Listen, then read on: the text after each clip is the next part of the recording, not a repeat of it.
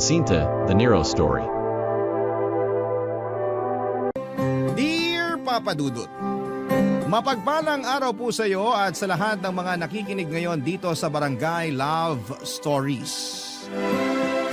May kaibigan kasi ako na nag-share ng kwentong napakinggan niya sa Facebook page ninyo na Barangay LS 97.1 na sobrang nakarelate ako. Kaya naman na-inspire din po ako na mag-share ng kwento sa inyo. Papa Dudut, bakla po ako. At yon ang nais kong ikwento sa inyo ngayon. Kung bakit, hindi lang ako basta isang bakla.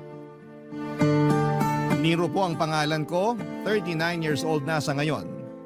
Nagpasya po ako na hindi na lamang banggitin ang eksaktong lugar pero yung probinsya po namin ay nandito lamang sa Central Luzon.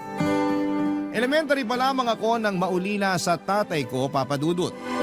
Si nanay naman ay hindi na nakapag-asawa pa. Nadisgrasya noon sa factory ang tatay ko na naging sanhi ng pagkawala niya kaya hindi na ako nasundan pa. Sa madaling salita ay nag-iisang anak lamang ako, Papa Dudut.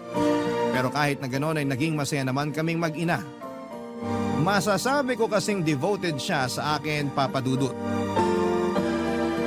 Kaso nga lang, may konting kirot pa rin sa puso ko kapag nakikita ko siya noong nagbebenta ng kakanin mula umaga hanggang gabi. Tapos pagdating ng gabi ay gagawa siya ulit ng pangtinda niya para sa susunod na araw. Hindi naman talaga pang drama-rama sa umaga, hapon o gabi ang kwento ng buhay ko. Dahil pinilit ng nanay ko na maging masaya ang pananaw namin sa buhay. At bukod pa roon ay siya mismo ang nagsasabi sa akin na bakla ako. Hinding-hindi ko makakalimutan ang sabihin niya sa akin yon.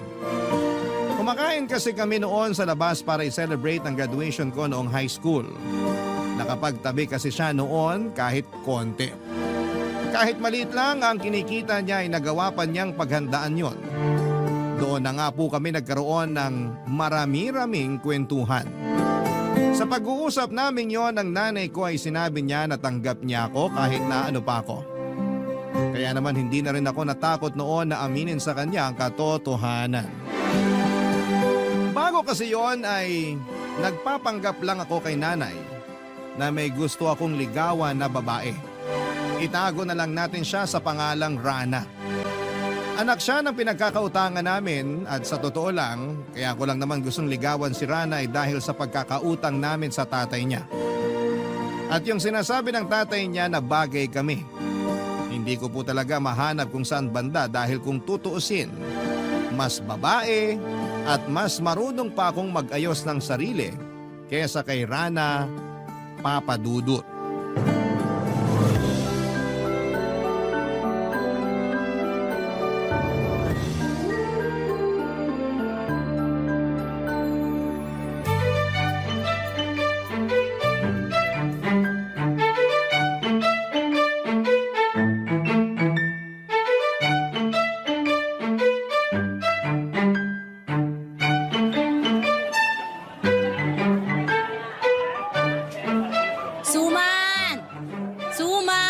Kagagawa lang. Bili na kayo. Ma, gusto mo ako na lang taga-sigaw mo? Bakit? Handa ka na bang lumadlad sa pagiging Becky mo? Sino naman may sabi na magboboses bakla ako? Ikaw talaga. Kapag ako lang ang kasama mo, di mo kailangan magpanggap. Pinapahirapan mo pa sarili mo sa pagtitigas-tigasan eh.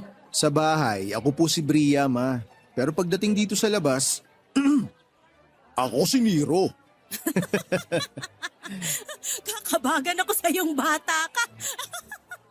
Yung boses mo, parang galing pa sa ilalim ng lupa. Bata? Correction po, ma. Dalaga na ako. May monthly period na nga ako eh. Magtigil ka nga. Sumasakit na tiyan ko sa kakatawa sa'yo. Mabuti pa, magtinda ka na lang.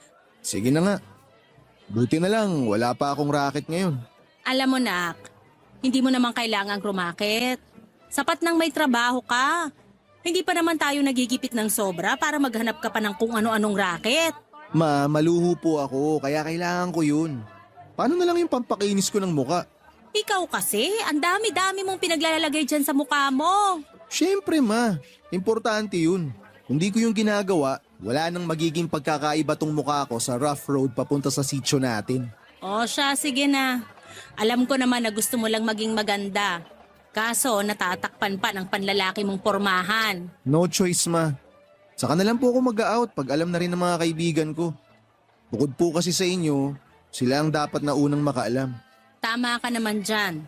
Tsaka kaibigan mo naman yung mga yun. Sigurado ako na maiintindihan ka nila at susuportahan ka sa kung sino ka talaga. Ay, sana nga po ma. Sana katulad mo sila para di na ako mahirapan magsabi. Sus, nararamdaman ko, nak. Matatanggap ka nila. Basta ba wag mo nang patagalin yan eh. Mas maganda kasi na masabi mo yung totoo ng mas maaga. Alam ko naman po yun. Medyo kinakabahan lang ako ng konti kasi alam nyo na, matagal ko nang alam sa sarili ko na bakla ako pero nagpapanggap akong lalaki pagkasama ko sila. Ano na lang kaya iisipin ng mga yun? Lalo na si Sev. Alam ko iniisip mo na baka mandiri sila sa'yo. Kasi sa buong panahon na magkakasama kayo, posibleng pinagpapantasyahan mo na mga katawan nila, ganon ba? Parang ganun na nga ma. Eh di ba't bakla rin naman yung isa niyong kaibigan, si Paul? O natanggap naman siya ni Sev, di ba? Ikaw pa kaya? Ewan ko po ba ma? Hindi ko talaga maiwasang mag-overthink eh. Ay nako, sa isip mo lang naman yan. Ay, teka, di ba may pupuntahan kang party? Birthday nung si... Ano na nga bang pangalan ng kapatid ni Sev? Kira po. Ay oo, yun nga. Naku, napakagandang bata nun. Sigurado ko maraming manliligaw yun. Mukhang marami nga ma. Kung straight nga lang akong lalaki, baka niligawan ko na yun. Kaya ayun, binabakura na ni Sev. Protective na kuya. Eh kahit naman ako, kung ako nanay ni Kira, kahit sa langaw, di ko siya padadapuan. Ganun. Porke tunay na babae. Sige ma, magpalit ka na ng anak. Ay sus, nagtampo naman agad. Huwag ka nga dyan. Alam mo naman na ikaw lang ang nag-iisang dalaga ko. Talaga? Oo nga.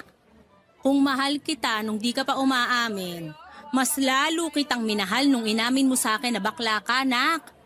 Kahit ano pa maging gender mo, pwedeng magbago ang itsura mo, pananamit at pananalita, pero kahit kailan, hindi magbabago na anak kita.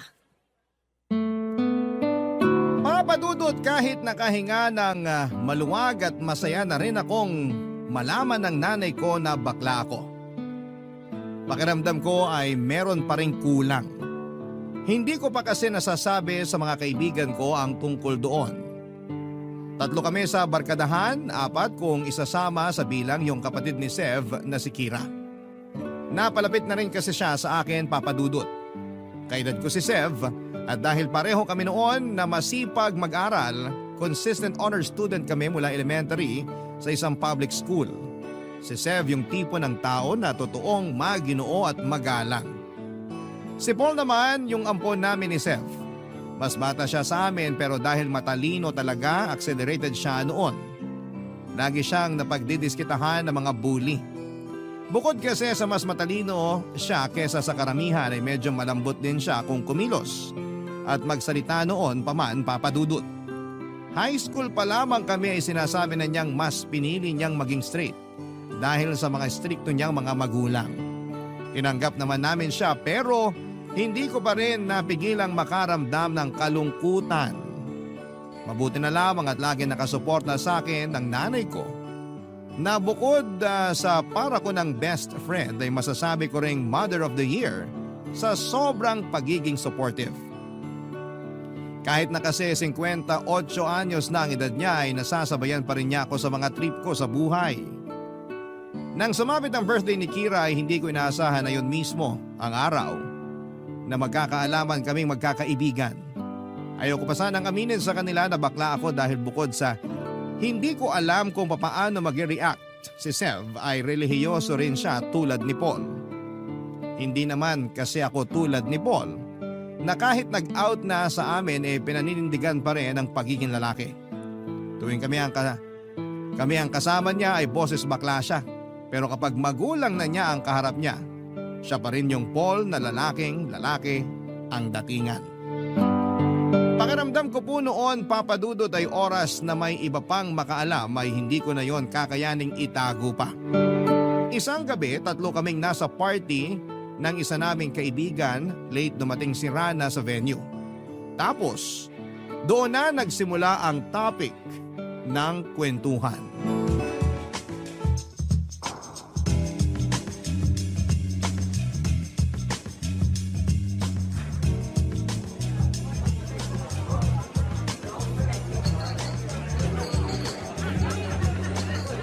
Uy, Nero. Si Rana oh. Mukhang kadarating lang. Nakikita ko, may mga mata rin naman ako. Mukhang ang sama ng gabi mo ah. Nakaka-bad trip kasi. Ayoko na nga nirereto sa akin yung si Rana eh. Labo mo ha. Samantalang dati, kating-kati ka na ligawan yun. Anyari? Sa tingin nyo, mukha ba talaga magugustuhan ko yun? Oh, ba't parang tumaas na yata standards mo sa babae? Oo nga. Galit pa rin ba sa'yo yun? Mukhang di naman siya galit sa akin. Ninitian niya ako nung nag-abot ako ng hulog namin sa utang eh. Tsaka pagkakaalam ko, may boyfriend ng afam yan. Dadalhin na nga araw siya sa Switzerland eh. Teka nga, tama ba narinig ko? Afam? Oo, afam. Bakit? Bakla ka ba? Ha? Sa mga bakla ko kasi madalas naririnig yung afam-afam na yan. Pero seryoso kung pinatulan mo lang sana si Rana, wala na sana kayong utang sa tatay nun. Ikaw naman kasi, masyado kang pihikan. Ano ba talaga gusto mo sa babae? Pareho kayo ng gusto. Pinagsasasabi mo dyan, Paul. Joke lang. Pero ang gwapo naman kasi ni Nero para kay Rana. Wala naman yan sa itsura ng tao, kung gwapo man o maganda. Sus, nagsalita. Para namang walang nasabi sa akin si Kira. May nireject ka raw sa school dati. Gwapo naman yun. Paanong gwapo? Gwapo na tomboy o lalaki? Sev, okay ka lang ba? Parang kinamot na puwet mukha mo ha. Pulang-pula oh. Alam mo, buwisit ka talaga no? Si Nero yung pinag-uusapan natin, di ba? Pwede rin naman na ikaw muna yung pag-usapan, tapos ako. Alam nyo, ang papangit nyo kabanding. Mas pangit ka banding yung baklang nagpapanggap na straight. Kesa naman sa mga baklang di makapag-out. Eto na nga. Sinasabi ko na nga ba eh. Sabay pa talaga kayo ha. Huwag na kayong mahiya. Ayaw nyo yun. Same-same lang naman pala tayong tatlo.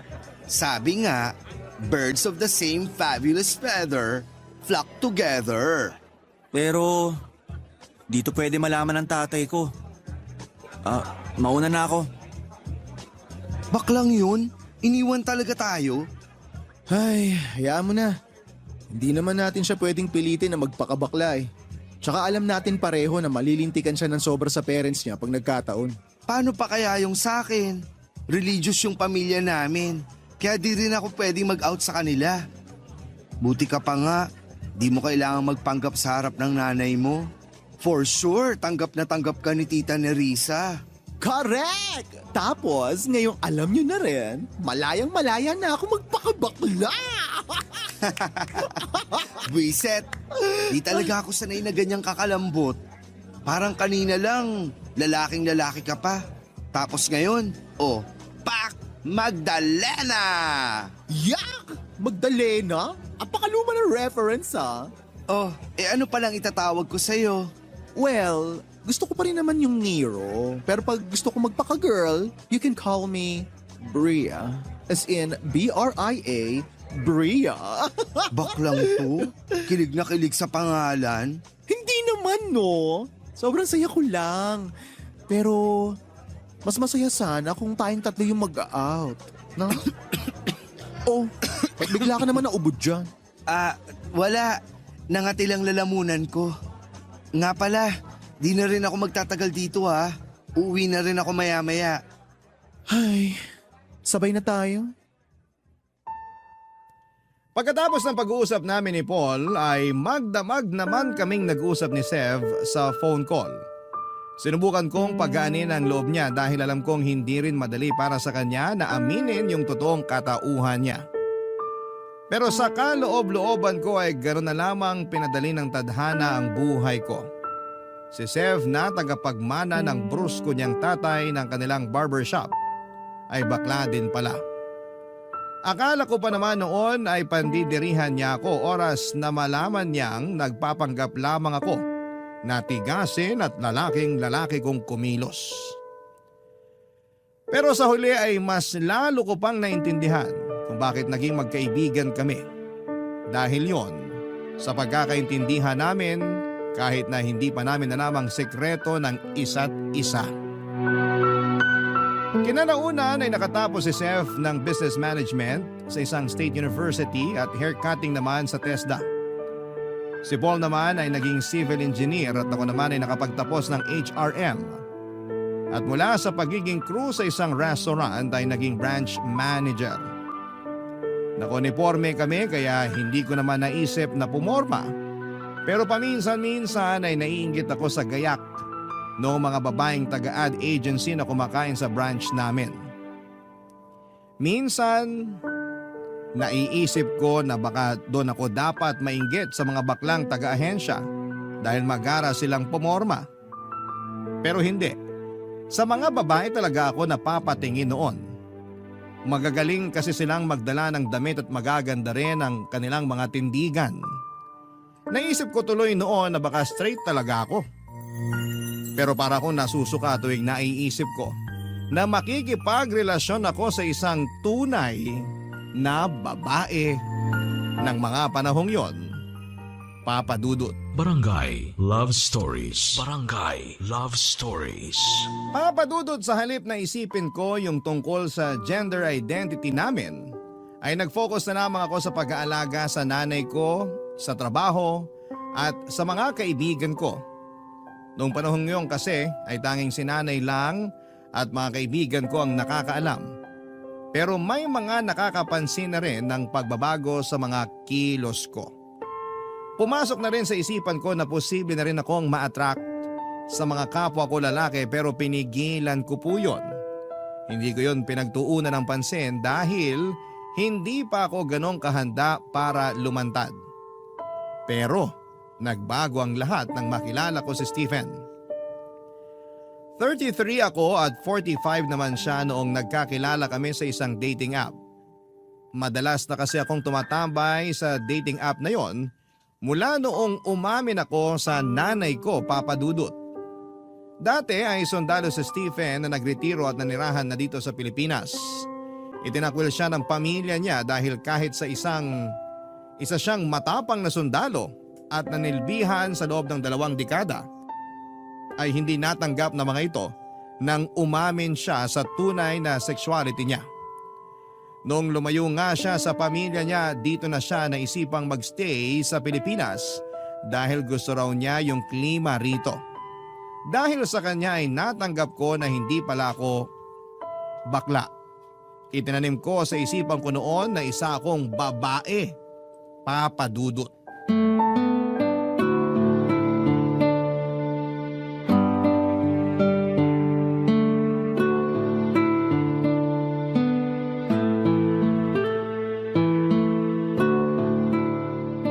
Nak, kumain ka ng marami. Parang nangangayayat ka na. Ma, ayoko pong tumaba. Sus, di ka naman tataba agad sa 1 cup rice na kakainin mo ngayon? Ma, di nga po ako tataba sa 1 cup of rice na sinasabi nyo. Pero araw-araw mo naman po yan sinasabi sa akin. Eh di tataba rin ako. Ay teka, maiba ako. Di ba't nagkita na kayo kahapon nung boyfriend mong kano? Opo, ma. Di ka man lang ba magkukwento? Baka naman magkaapo na lang ako bigla.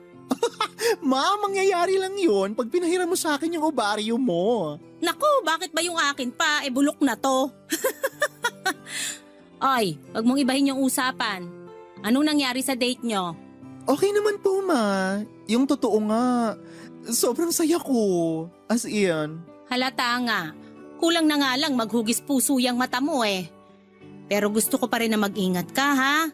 Huwag agad-agad ibibigay yung buong tiwala. Lalo na kahapon pa lang kayo nagkita. Ma, alam mo, huwag kang mag-alala kasi sobrang gentleman niya.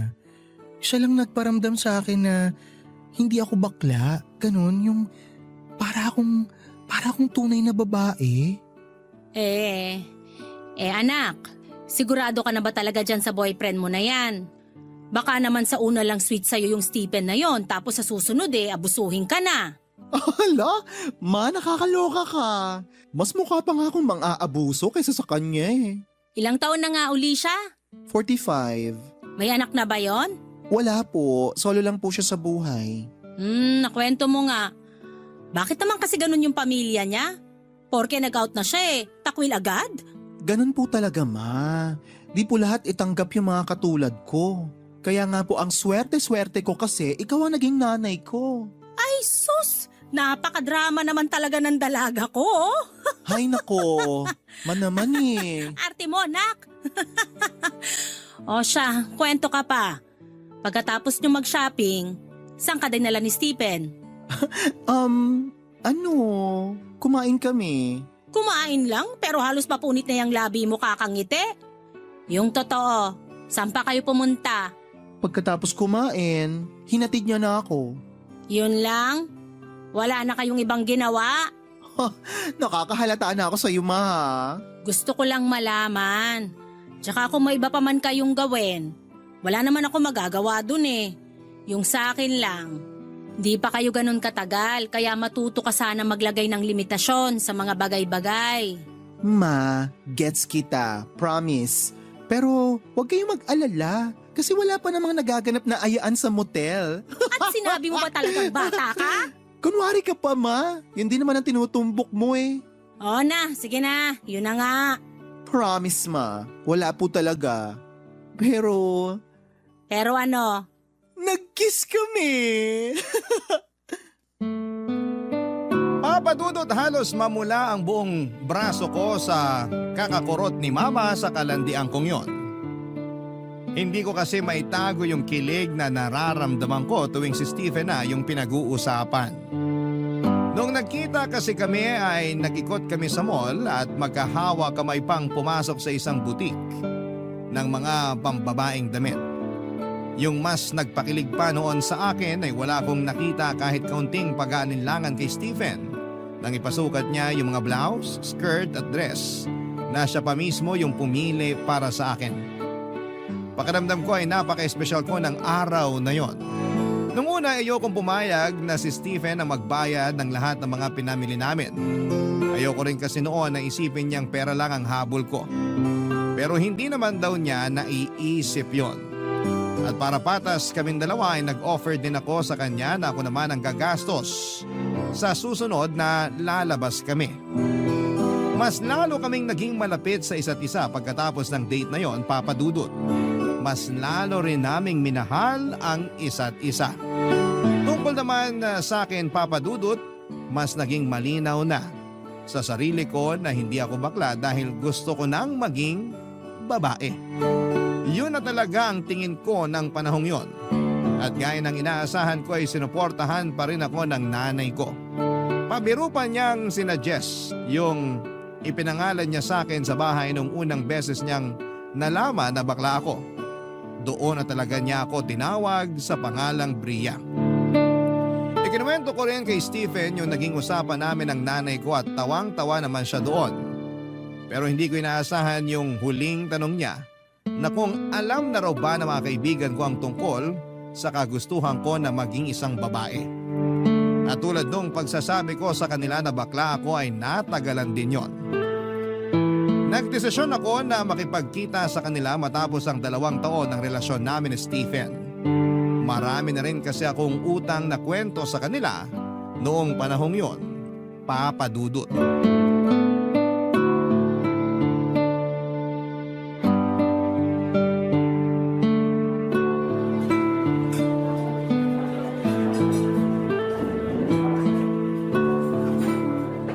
Hoy mga bakla, kumusta?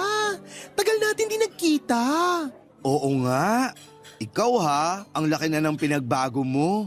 Mukha ka ng babae. Hay, anong mukhang babae? Babae talaga ako, no? Effort na effort nga ako sa pagme-makeup ko, oh. Halata nga. Tsaka yung braso mo, ang ganda. Hindi namumutok yung muscles. Sus, ano ka ba? Dati nang ganyan mga braso ko, di nyo lang napapansin kasi lagi ako naka-jacket. Lagi bang naka-jacket? Parang itong si Sev. Uy, ba't ang tahimik mo dyan? Pwede bang hinaan yung mga boses nyo? La, inaano ka ng boses namin, bakla? Oo nga. Tayo-tayo lang naman magkausap dito. Baka kasi may makarinig na kakilala ng parents ko tapos sabihin, mga bakla kasama ko. O bakit? True naman ah. Tsaka di lang kami no. Ikaw rin. Shh, ano ba? Huwag sabi maingay eh. Sus, takot na takot. Sige nga. Pagmasdan mo nga yung mga tao dito sa restaurant kung mukha ba silang may pakialam sa atin. Oo nga naman. Busy rin lahat sa pagkakwentuhan, no? Kaya huwag ka ng KJ dyan. Sumali ka na lang sa usapan para mawala sa isip mo yung parents mo. No ka ba? Ngayon na lang kaya tayo nagkita-kita. Ay, sige na nga. Pero di ako magboboses bakla ah. Kayo na lang. Fine, sinabi mo eh. So, Nero, Bria, nagkita na nga kayo ng sugar duty mo? Oo. Nung first meet namin, nagkita kami sa restaurant. At box, hindi lang siya basta kainan ha. Pang mayaman. Sus, nakapagtataka pa ba yun? Yamanesa naman yung ginawa mo. Pagkakataon mo na yan para makaahon sa kahirapan, bakla. Sira. Wala akong balak na perahan yun, no? Totoong gusto ko siya at mahal ko siya. We, kahit malaki agwat ng edad nyo? Bakit? Nagmamatter pa ba ang edad ngayon? Bakla. Basta mahal nyo ang isa't isa, go for gold. Kaya ganun kami ng baby ko. Baby? Umayos ka nga. Tanda-tanda na nun tapos tatawagin mong baby. Alam mo kasi, Sev, lumabas ka na sa closet mo. Para hindi ka nagkakaganyan. Tinan mo oh, ang bitter-bitter mo. Di ako bitter no. Di ko lang talaga magets kung bakit sa matanda mo pa naisipan makipagjowa. Pwede naman sa kaedad mo lang. Dami kayang gwapo dyan sa tabi-tabi. Hay nako, kung gwapo lang ang hanap mo, marami talaga dyan sa paligid. Pero yung lalaki na magmamahal ng totoo sa katulad ko at kaya kong irespeto, nabibilang lang yun sa daliri. Bonus na lang na paldo-paldo siya, no? Ay, oo na. Di naman ako mananalo sa'yo sa usapang to. So, kumusta nga first meeting nyo? Yun na nga. Tinawag niya ako na baby girl. Tapos, napaka-gentleman niya. Kung itrato niya ako, feeling ko, babaeng-babae ako.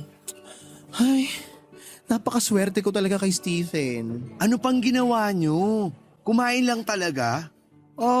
After namin kumain, dinala niya ako sa mall. Nag-shopping kami. Oh, kala ko ba? Hoy, alam ko yung iniisip mo. Hindi ako nagpabili sa kanya. Ayoko nga tanggapin yung mga binili niya para sa akin eh. Kasi ayokong isipin niya na pera lang ang habol ko.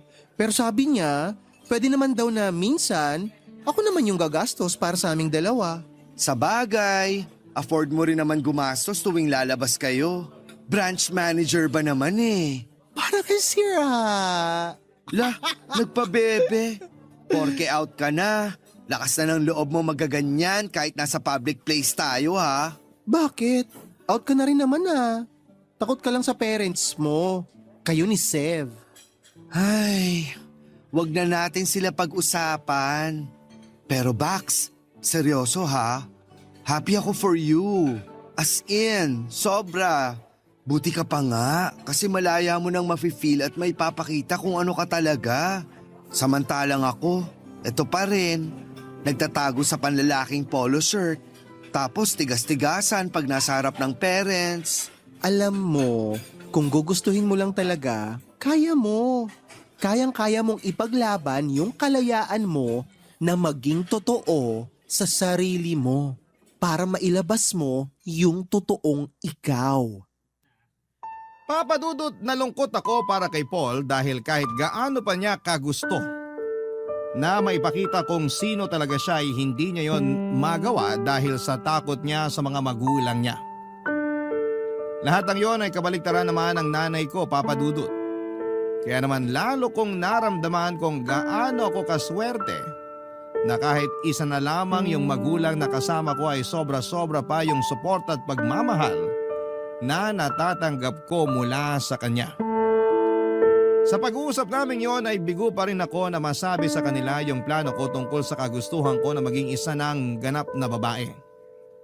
Nakakapagbihis babae naman ako, nakakapag-makeup at hindi na rin nahihiyang ipakita yung pagiging malambot ko sa pagkilos. Pero pakiramdam ko noon ay may kulang pa rin sa pagkatao ko. Pakiramdam ko ay may kailangan pa akong gawin. Batid ko naman ang panahong yon na hindi na nakakagulat na may mga bakla na gustong maging transgender. At proud din sila na ipakita sa buong mundo yung malalaking pagbabago sa kanila. Kaya na-inspire din ako, Papa Dudut. Batid ko na marami ang tutol sa ganito at hindi pa rin kami lubusang tinatanggap ng iba. Pero sa ganong paraan kasi, mas nararamdaman ko na babae talaga ako at hindi lang isang bakla. Doon ako mas nagiging masaya. Hindi ko naman nakalain na susuportahan din ni Stephen ang kagustuhan ko na maging transgender. Akala ko kasi hindi niya yon magugustuhan pero sa ginawa kong pagpapakatotoo sa kanya ay mas lalo pa niya akong minahal. Barangay Love Stories. Barangay Love Stories. Papadudot na nga ako sa akin noon si Stephen na siya magpapagawa ng dibdib ko. Natuwa naman ako at hindi na yon tinanggihan pa. Pero nang maalala ko ulit yung mga kaibigan ko na sina Paul at Sev na wala pang alam sa plano kong yon ay nagkaroon na naman ako ng alinlangan na sabihin agad sa kanila yon. Ang kaso mas mahirap naman kung magugulat na lamang sila sa makikita nila. Sakaling makipagkita ulit ako sa kanilang dalawa. Siguro iniisip ng iba kung bakit gano'n na lamang kahalaga para sa akin yung magiging opinyon ng mga kaibigan ko. Pero gusto kong gawin yon. Gusto kong ipaalam sa kanila yung magiging pagbabago ko dahil isa sila sa mga pinanghuhugutan ko ng lakas ng loob. Para ko na kasi silang mga kapatid. Papadudot nag-decide ako na makipagkitang muli sa kanila para makipag-usap. Pero sa pagkakataong yon ay hindi na kami kumain pa sa labas.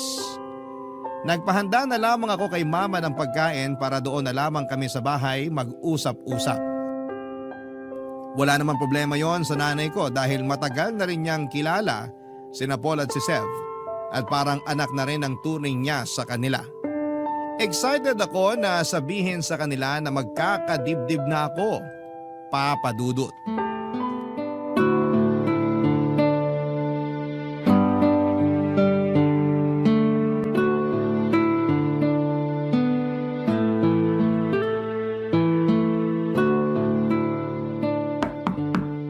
Nak, andyan na yata ang mga bisita mo. Ako na po magbubukas ng pinto, Ma.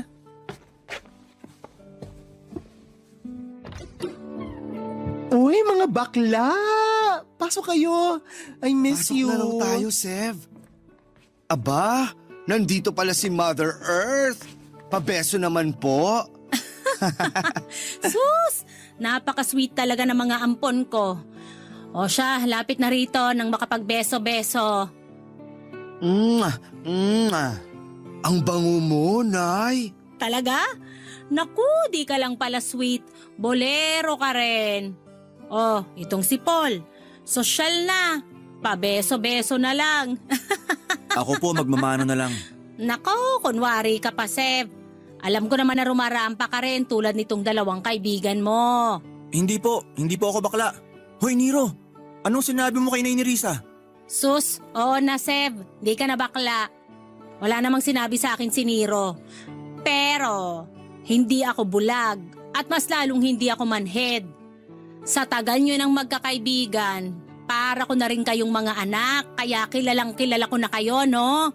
Basta alam nyo ko, kung saan kayo masaya, doon ako.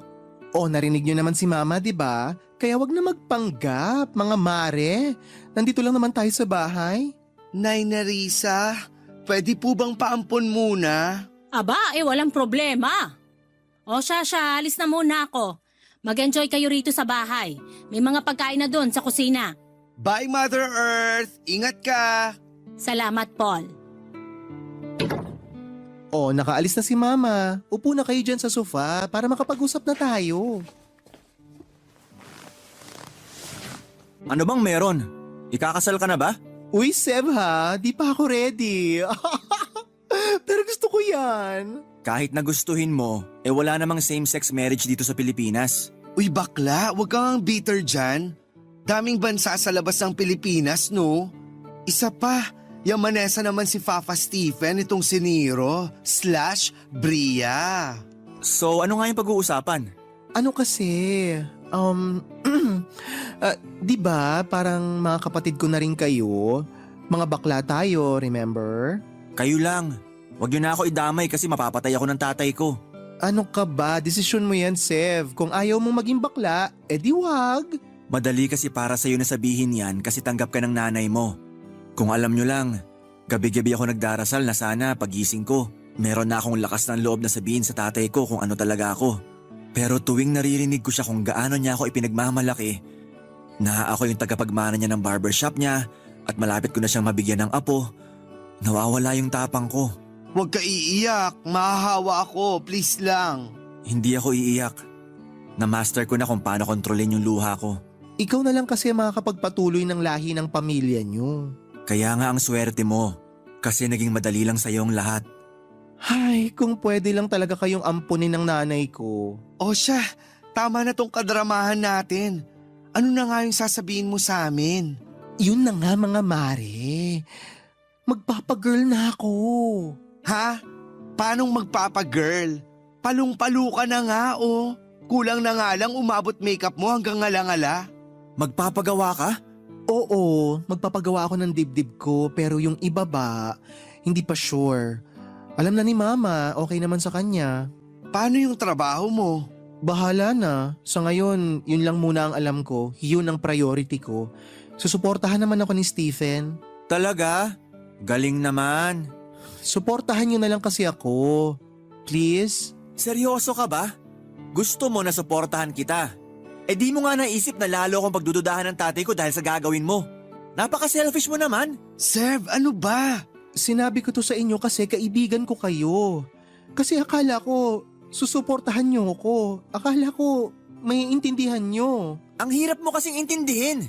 Di ka ba nakontento sa pagiging bakla mo? Swerte mo nga dahil walang kahirap-hirap yan sa'yo. Pero sana, naisip mo muna na hindi lang ikaw yung apektado ng gagawin mo. Papadudod, sobrang sama ng loob ko matapos ang pag-uusap namin yon ng mga kaibigan ko. Excited pa kasi ako noon na magkwento sa kanila dahil bukod sa nanay ko, sila yung gusto ko na unang makaalam noon. May mga nasabi pa noon si Sev na nakainsulto sa akin.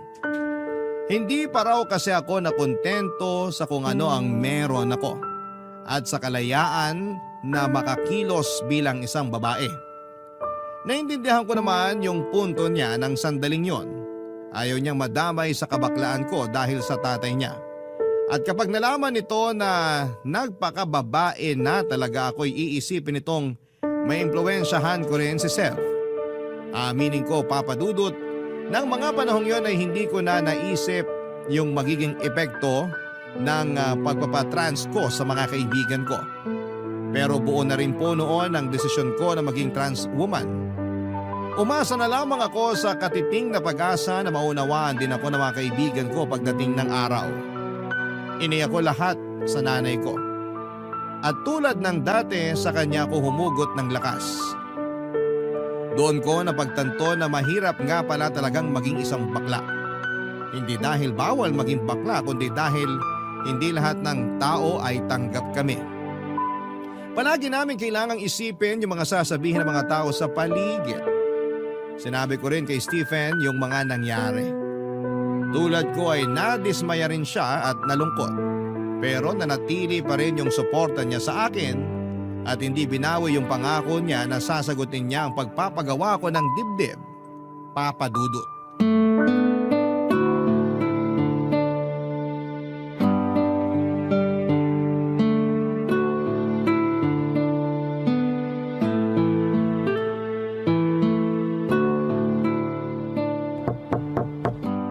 Nak, Po, pwede ba akong pumasok? Usap tayo, nak. sige po ma. Bakit nagmumukmuk ka na rito? Masama lang po ang pakiramdam ko. Masama pakiramdam mo? O masama loob mo? Hindi na po ako kinakausap ni Paul at Sev. Nung huling usap naman namin, okay pa si Paul sa akin eh. Pero ngayon, hindi na rin niya ako sinasagot. Ay. O teka, upo muna ako dito sa kama mo. Pag-usapan natin yan, Nak. Nasaktan lang po kasi ako sa sinabi sa akin ni Sev na hindi raw po ako makontento. Ganun na siya magsalita sa akin mula nung sabihin ko na may boyfriend na ako eh. Parang hindi siya masaya para sa akin. Nung sinabi ko na ipapakilala ko sa kanila si Stephen, sabi niya dapat daw sa malayo. Ha? Bakit naman sa malayo? Tinanong ko rin po yan sa kanya. Sabi ko, jowa ko naman si Stephen eh. Tapos yun na nga po. Baka raw po makarating sa tatay niya yung tungkol dun. Eh best friend ko kasi siya kaya malamang daw iisipin din ng tatay niya na bakla siya. Kung ganon, pinagdududahan ka na pala ng tatay niya dati pa? Eh paano na ngayon na out ka na talaga? Malalaman at malalaman din naman yun ng tatay niya. Sinabi niya raw po na confused lang ako, na nagkukunwari lang ako na bakla. Ay, mukhang mahirap nga rin yung sitwasyon ng kaibigan mong yon. Maniintindihan ko naman po yung point niya. Pero paano naman po ako? Paano naman po yung gusto ko? Nak, di natin kontrolado yung nararamdaman nila. Kung di nila nagustuhan yung sinabi mo, karapatan nilang maramdaman yon. Ang tanging magagawa mo na lang ngayon para hindi na lumala pa yung di nyo pagkakaunawaan, ikaw na lang muna yung umunawa sa kanila. Ibig sabihin ba nun, Ma? Hindi ko na rin muna dapat ituloy yung pagiging babae ko? Ganun po ba? Nak, pagdating sa katawan mo, tanging ikaw lang yung makakapagdesisyon nun. Katawan mo yan eh. Kaming mga tao sa paligid mo, kaming mga mahal mo, kami lang yung magiging karamay mo. Alam mo, nung una, tutol din ako. Tutol po saan? Na magpakababae ka. Kasi ngayong bakla ka pa lang, yung wala pang napapalitan sa katawan mo, sobra na agad ang paghuhusga sa'yo ng ibang tao. Paano pa kung maging trans woman ka na? Pero Ma, bago pa ako magdesisyon na baguhin yung sarili ko, tinanggap ko na yung magiging kapalaran ko. In-expect ko na yung matinding judgment sa akin ng mga tao. Kaya nga sinusuportahan na lang kita. Kasi alam ko na hindi na kita mapipigilan pa. Gusto ko na maging masaya ka. Hindi ko man mapipigilan yung mga tao sa mga iisipin at sasabihin nila sa'yo. Sisiguraduhin ko naman na habang buhay ako, Nak. Dadamayan at susuportahan kita. Ma naman eh. Lalo niyo akong pinaiiyak eh. Pero salamat po talaga, Ma. Alam mo, Ma, kahit alukin pa ako ng 1 bilyong kapalit mo, hindi ako papayag. Pangako, kahit may boyfriend na ako, kahit maging asawa ko pa si Steven, mananatili kang #1 dito sa puso ko. Basta anak ha, kahit saan ka pa makarating o kung ano man ang maabot mo sa buhay, lagi mong pipiliin maging mapagpakumbaba at mapagpatawad. Naniniwala ako, darating din yung araw na mauunawaan ka ng mga kaibigan mo. At hindi lang yun, hahangaan ka pa nila sa katatagan ng loob mo. Papadudod kumapit ako sa mga sinabing yon ni Mama. Kaya naman kahit na hindi naging maganda yung huling usap namin ng mga kaibigan ko ay hindi ako nagtanim ng sama ng loob sa kanila. Nakakalungkot lang dahil bukod kay Mama at sa boyfriend kong si Stephen, sina Sev at Paul lang ang pinakamatalik kong kaibigan, ang itinuring kong pamilya. Mahal ko sila na parang mga kapatid ko na. Kaya hindi ko talaga maintindihan kung bakit nauwi sa ganon ang lahat. Sa ngayon, Papa Dudut, ay napagawa ko na ang dibdib ko at nagpa-counseling na rin po ako sa life coach. ng specialization ay gender reassignment. Sa susunod, yung ibaba ko naman ang ipapagawa ko. Malapit na rin kami magsama ni Stephen sa isang bubong. Sapat na kasi yung panahon na nakilala namin ang isa't isa. Kaya handa na kami para harapin yung bagong yugto ng relasyon namin. Naghahanap lamang kami ngayon ng titirahan na kasya kaming tatlo. Siyempre kasama namin ang nanay ko. Isa rin kasi yon sa mga pangako ko sa kanya. Kahit magsama kami ni Stephen o mangyari man na ikasal kami, gusto ko na nandun pa rin si mama para gabayan ako. Sa kasamaang palad, natanggal ako sa trabaho pero natanggap naman ako sa iba nang subukan kong mag-apply. Naging mabuti talaga ang tadhana sa akin. Pero naging malupit naman ang mga kaibigan ko. Simula nung lumabas na ako, papadudot bilang isang babae ay tuluyan na akong hindi pinansin ni Seth. May pagkakataon pa na pinagtatawanan niya ako nang biruin ako ng tatay niya nang minsang makasalubong ko sila. In-unfriend na rin niya ako sa Facebook para wala na kaming koneksyon sa isa't isa. Ganon din ang kapatid nitong si Kira na naging malapit na rin sa akin. Si Paul naman ay mukhang okay na dahil nagawa na niya akong kumustahin. Pero hindi na siya nagayang lumabas at hindi na rin ako pinauunlakan tuwing ako naman ang nag-i-invite sa kanya. Hindi niya man sabihin ang kadahilanan ay naiintindihan ko na rin yon. Pero aaminin ko na masakit pa rin, Papa Dudut. Maraming naging tanong sa isipan ko. Hindi ko kasi alam kung ano pa yung pwede kong gawin. Kung dapat ko ba silang suyuin o kumbinsihin na maging totoo sa mga sarili nila. Ganap na sana ang kasiyahan ko kung magiging magkakaibigan pa rin kami. Kaya hanggang ngayon, Papa Dudut, ay umaasa pa rin ako na babalik pa kami sa dati. Hanggang dito na lamang po ang kwento ko at maraming salamat sa pagkakataong ibinigay ng Barangay Love Stories na may bahagi ko rito ang kwento ko.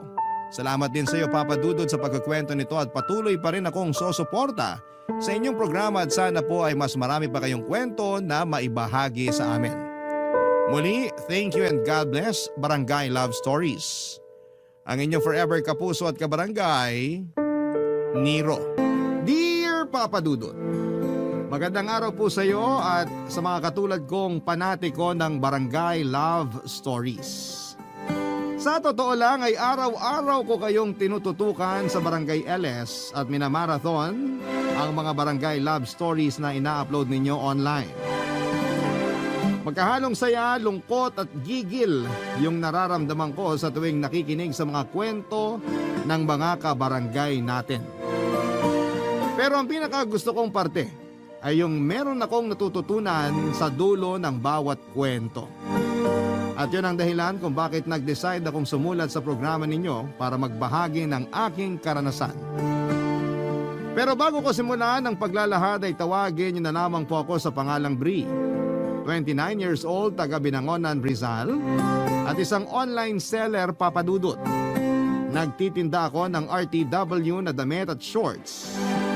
Nagbunga ang pagsisikap ko noong nagkaroon ako ng 2 physical store sa Taytay, Tiangge. Bukod doon ay meron din akong tindahan ng mga pasalubong tulad ng cornic, banana chips, at kung ano-ano pa sa Binangonan Market na inaangkat ko sa iba't ibang probinsya at binebenta ng bultuhan sa murang halaga. Kaya nga sa edad kong ito ay nakapagpundar na ako ng bahay at sasakyan. At bukod doon ay pinag-aaral ko rin ang mga kapatid ko na nasa Cebu. Gabi-gabi bago ako matulog ay lagi ako nagpapasalamat sa Diyos dahil tinulungan niya akong umasenso sa buhay upang maging instrumento para makatulong sa mga nangangailangan. Palibasa, alam na alam ko yung pakiramdam ng walang-wala sa buhay lalo pat hindi ako pinanganak sa mayamang pamilya. Lumaki ako kasama ang lolo't lola ko at nagpapasalamat ako sa pagmamahal nila sa akin. Marami silang aral sa buhay na itinuro na masasabi kong dala-dala ko pa rin hanggang sa ngayon. Isa na nga doon ang pagpapatawad at kababaang loob. Sisimulan ko ang kwento ko noong pinagbubuntis ako ng nanay kong si Selena. Hindi ko makakalimutan kung paano yon kinuwento sa akin ni Lola. Sakto, malakas ang ulan sa labas at madilim ang langit. Yun din kasi ang parehong panahon na nalaman nilang buntis sa akin ang nanay ko, Papa Dudut.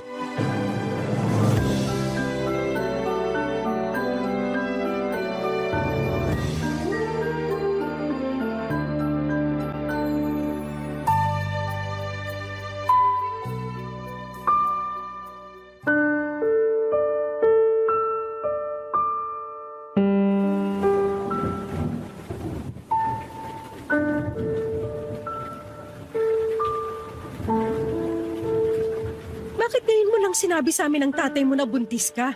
Wala naman po talaga akong planong sabihin sa inyo kasi ayoko naman sa batang to, Nay. Kung hindi pa namin nakita tong ginamit mong pregnancy test sa basurahan, hindi pa namin malalaman ng nanay mo. Bakit po ba kasi masyado niyong pinoproblema tong baby sa tiyan ko? Plano ko nga pong ipalaglag. Naririnig mo ba yung sinasabi mo? Plano mong patayin yung sarili mong anak? Matakot ka nga sa Diyos, Selena! Ilang beses ko po bang dapat sabihin? Ayoko sa batang to. Buisit siya, sana hindi na lang siya nabuo. Nasaan na ba yung tatay niyan?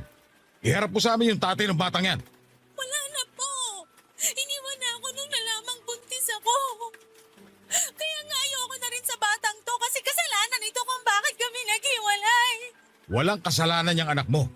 Yung tatay ng batang yan ang siraulo. Kasi tinakbuhan kayo mag-ina niya. Sigurado ko bang wala na yan sa bayan natin? Kasi hahanapin ko siya kahit galugarin ko pa tong buong Rizal. Wala na nga po. Hindi ko na rin makontak sa cellphone. Eh walang hiya pala yung lalaki na yan eh. Anak naman! Pwede bang wag mo nang idamay yung magiging apo namin? Wala siyang kasalanan! Anong gusto niyong gawin ko, Nay? Hayaan ko siyang mabuo sa tiyan ko, ganun ba? Oo, kasi malaking kasalanan sa Diyos ang pumatay! Tama ang nanay mo. Makinig ka sa kanya, Selena. Hindi niyo po ako naiintindihan. Hindi pa ako handang maging magulang. Sige nga po, paano ko palalakihin yung batang to? Ako lang mag-isa. Tapos nag-aaral pa ako. Kasama mo kami ng tatay mo. Tutulungan ka naming palakihin yung anak mo. Kung hindi kayo magpakatatay ng lalaki ng iwan sa inyo, aba, huwag na siya magpapakita rito sa lugar natin. Baka mahabol ko pa siya ng itak. Abner naman! Huwag mo pairalin yung galit mo. Masisisi mo ba ako? Anak natin yun na agrabyado. Selena, sigurado ko bang wala na yung pamilya rito? Kasi pwede natin sila ipabarangay, anak. Mga tsahin lang po niya, pero wag na po kayong mag-eskandalo. Ano na lang sasabihin ng ibang tao pag nalaman nilang nabuntis ako at iniwan? Sige nga. Uunahin mo pa bang isipin ang sasabihin ng ibang tao? Kesa mapanagot yung siraulong lalaking yon. Siya po yung may kasalanan sa akin, kaya wag na nating idama yung mga kamag-anak niya. Saka nakikitira lang siya sa mga tsahin niya, hindi rin maayos yung relasyon niya sa mga yon. Malamang baka nga masaya na yung mga yun na umalis na siya sa poder nila. Nak, ano bang nakain mo't pumatol ka sa ganyang lalaki? Oo nga. Wala kaming kaalam-alam ng nanay mo na may boyfriend ka na. Nasa tamang edad na naman po ako Nasa tamang edad ka na nga para mag-boyfriend, kaya dapat pangatawanan mo rin yung bunga ng pakikipagrelasyon mo. Nay naman ayaw ko nga po sa batang to. Huwag mong idama yung bata dahil wala siyang kasalanan. Saka matakot ka nga. Anak mo yan, Selena. Apo namin. Kaya huwag na huwag mo siyang gagawa ng masama.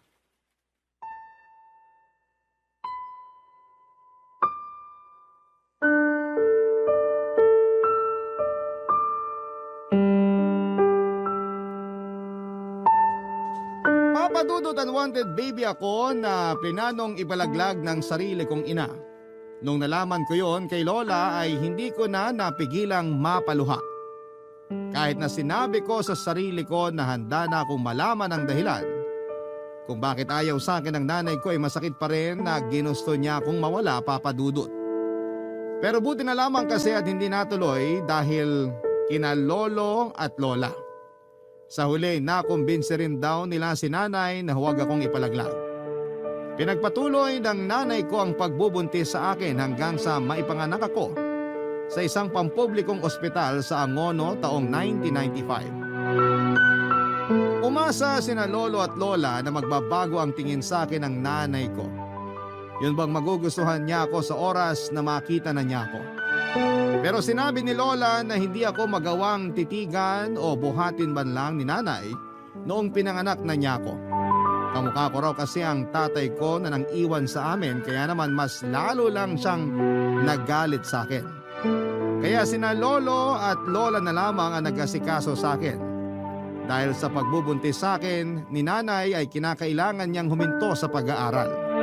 Ayaw niya raw kasing maging tampulan ng tukso sa klase nila at isipin ng ibang tao na pariwara siyang babae. Graduating na sana siya sa kurso niyang business management pero naantala yon nang dahil sa akin. Kaya nga nung sumunod na taon ay nag-enroll ulit si nanay para tapusin ang kanyang pag-aaral, Papa Dudut.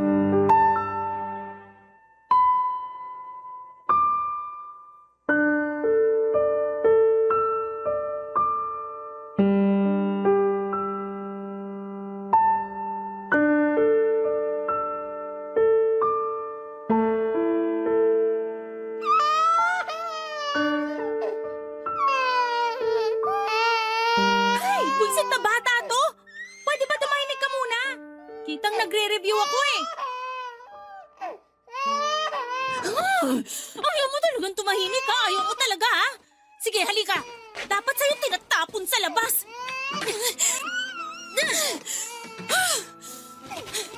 Yan! Diyan ka sa mga basura! Total, basura ka naman! Selena? Selena, anong ginawa mo sa anak mo? Santisima! Bakit mo naman itinapon sa basurahan yung bata? Ang ingay-ingay kasi, Nay. Hindi ako makapag-review. Hindi pa rin dahilan niya para itapon mo siya.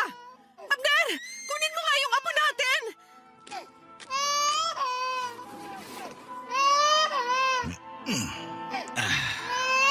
Tahan na, apo. Tahan na. Pumasok na tayo sa bahay. Doon tayo mag-usap. Sige na, Abner, mauna ka nang pumasok sa loob ng bahay. Ano bang pumasok sa kukote mong babae ka? Baka nakakalimutan mong anak mo yung batang yan. Anak ko nga, pero di ko naman gusto. Kayo lang naman ni Tatay yung nagpumilit na buhayin ko yan at ipanganak eh. Kahit makaunti, wala ka talagang pagmamahal para sa anak mo. Wala po, Tay. Sira Aray ulo ko ka naman, palang Nay. babae Bakit ka niyo eh. po ako binatukan? Baka sakaling maalog yung utak mo at maisip mo na magbago yung tingin mo sa anak mo.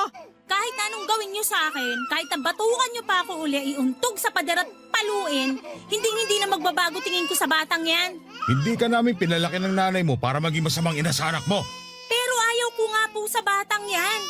Kayo lang naman ni Nanay yung pilit ng pilit sa akin na gustuhin niyang maingay na yan eh.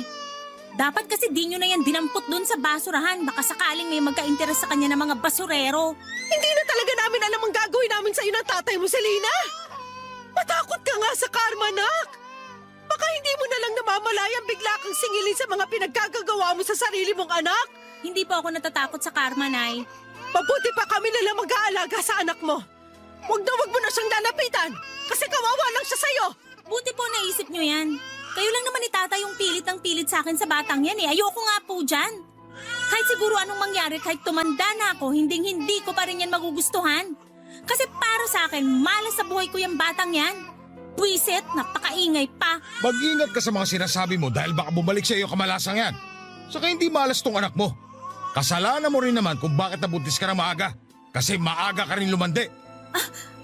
Anong sabi nyo, Tay? Abner naman, huwag mo namang sabihin yan sa anak mo. Ba't di ko sasabihin ka? Namumuro na yung anak mo. Hoy, Selena, naturinga ka pa naman nag-aaral pero parang wala kang pinag-aralan. Simple pagrespeto nga sa amin ng nanay mo, nakakalimutan mo. Napakatikas ng ulo mo. Hindi ka marunong makinig kapag pinagsasabihan. Tapos ngayon na nagbunga yung pagiging suwail mo, biglang hindi mo na kaya at ayaw mo ng pangatawanan tong anak mo. Ayus-ayusin mo yung ugali mong yan. Kung ayaw mo, palayasin kita sa pamamahay na to. Palalayasin niyo ako, Tay? Aba, bakit hindi? Wala kaming anak na kasi sama ng ugali mo. Hindi naman siguro kailangang umabot tayo sa ganyan. Kaya pagsabihan mo yung anak mo, kasi palalayasin ko talaga yan. Napakabastos. Walang modo. Galit na galit daw si Lolo noon kay nanay ayon sa kwento sa akin ni Lola. Ewan daw ni na Lolo't Lola kung anong elemento ang sumapi sa nanay ko para ilabas ako ng bahay at ilapag kasama ng mga basura. Yun daw yung mga tipo ng pag-uugali o kilos na tipong nababasa lamang ni Lola sa mga kwento. Masyadong mainit ang tagpo ng eksenang yon ayon kay Lola. Hindi naman daw ako sinut ng nanay ko sa basurahan. Ipinatong niya lamang ako sa may basura na nasa gilid ng pinto sa labas ng bahay. Matapos magsabi si Lolo na palalayasin niya ang nanay ko ay kitang-kita nila yung takot sa mga mata ng nanay ko. Kaya naman simula noon ay hindi na niya ako pinagdiskitahan pa. Pero mas naging overprotective sa akin ang lolo at lola ko at hindi na rin nila pinapalapit sa akin si nanay. Kung ako ang magkakaanak ay hindi ko magagawa sa anak ko ang ginawa sa akin ng nanay ko. Kaya nga hanggang ngayon ay hindi pa rin ako makapaniwala kung paano niya naatim. Naitapon sa basurahan na para bang hindi niya kadugo at hindi nanggaling sa sinapupunan niya ng 9 na buwan. Buti na lamang to the rescue ulit sina lolo at lola. Kaya wala namang nangyaring masama sa akin noon.